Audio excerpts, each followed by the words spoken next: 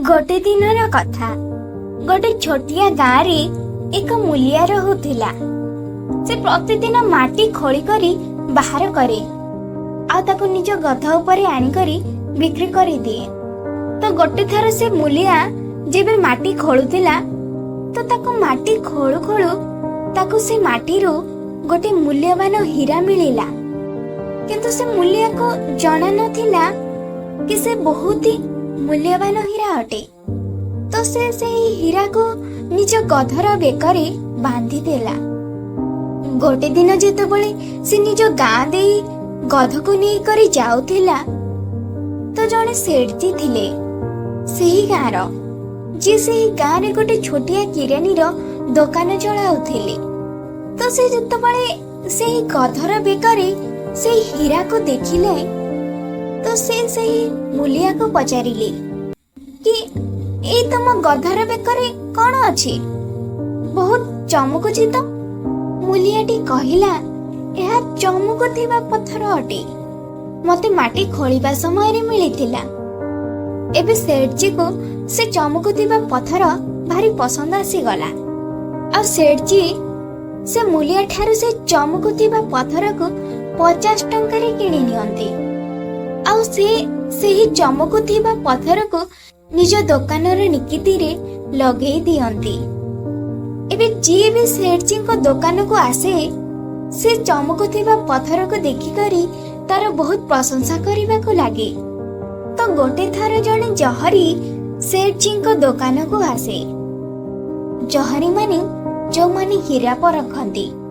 आउ जेतेबेले से ही मूल्यवान हीरा को सेठजी को निकिति रे उड़ा होइथिबार देखे तो से जहरी बुझी जाए कि ये एक मूल्यवान हीरा अटे। से सेठजी को पचारे कि ये कौन अटे आउ आपण एको निकिति रे कोन पई लगै जंती। सेठजी कहती कि ये एक चमकुथिबा पत्थर अटे, मु एक मूल्य ठारू 50 टंका देई करी किनिथिली। से जहरी सेठजी को कहे कि कौन तमे एही चमकुथिबा पत्थर को मते बिकिबा को चाहिबो। तो सेठजी कहिले जदि तमे याको किनिबा को चाहुच तो मते 100 टंका दे दियो आउ याको नेई करी जाओ। एबे से जहरी जो थिला से बहुत ही कंजूस थिला। तो सेठजी को कहिला कि मु ए चमकुथिबा पत्थर पाई तुमको 80 टंका ही दे पारिबी, दरकार तो कुह नहले तो मो जाऊ अछि। सेठजी निजर 100 टंका रे अड़ी रहिले। आ से जहरे भी यह भाबे करी सेठार चली गला कि आज सेठजी मानु नहाती, काली आसीबी आउ सेठजी को 90 टंका दे करी से हीरा को नेई करी चली जीबी। किंतु हेला किछि एमिति कि सेही दिन आउ गोटे जहरी सेही रास्ता रे जाउथिले। आउ हठात से गाँ रे तांको गाड़ी बंद होई जाए। जे पर्यंत ड्राइवर गाड़ी को रिपेयर करुथाए से जहरी सेठजी को दुकान को किछि नेबा पई जाए। आ जेतेबेले से सेही हीरा को निकितिर ऊपरे उड़ा होइथिबार देखे तो से सेठजी को ताको किनिबा पई पचारे। सेठजी भी ताको सेया कहती कि 50 टंका रे किनिथिले आउ आपण को 100 टंका रे दे देबी। से जहरे भी बहुत होशियार थिला। से गोटे सेकंड भी वेस्ट कला नहीं। आ तुरंत से सेठजी को 100 टंका देई करी से हीरा को नेई करी सेठार चली गला। आ जेबे द्वितीय दिन प्रथम जहरी सेठजी को दुकान को आसिला आ जेतेबेले तार नजर तराजूर ऊपरे पड़िला तो ताको सेठारे सेही हीरा देखा गला नहीं। से सेठजी को पचारिला कि से चमकुथिबा पत्थर कोडे गला। सेठजी जनक कहिले कि काली तुमे जीवा परे ही आउ जने द्वितीय साहेब आसिले आ तांको ताहा पसंद आसी गला। आ से ताको 100 टंका देई करी मो ठारू ताको किनी नेले। एबे एहा सुनिबा परे से जहरी को बहुत पश्चाताप हेला और ताको बहुत राग भी आसिला। तो से रागरे सेठजी को कहिले कि तुमे केते बड़ बोका अट, से कौन से चमकुथिबा पत्थर नथिला, बरम ताहा ବେଶ ମୂଲ୍ୟବାନ ହୀରା ଥିଲା ଆଉ ତୁମେ ତାକୁ 100 ଟଙ୍କାରେ ହିଁ ଦେଇଦେଲ।